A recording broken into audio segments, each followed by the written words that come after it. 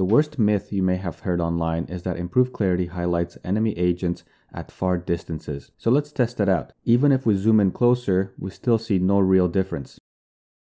We can attempt the same test at a medium distance, make the enemy agent active, yet we still see no highlighting of the enemy agent.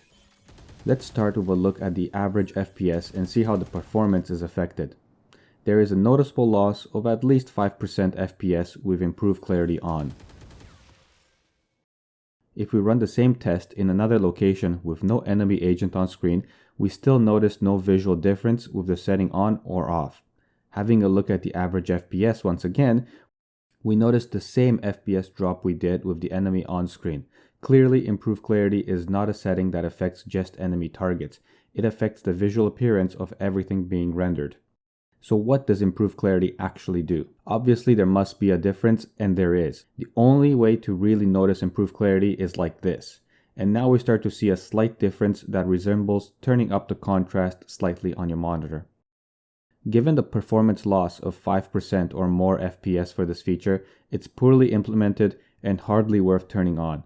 However, if you think it helps you or you just like the look of it, you'd be better off playing with your monitor's settings and increasing the contrast or brightness instead. This will not only give you almost the same effect, but you can even customize how much or how little of this effect you'd like to add.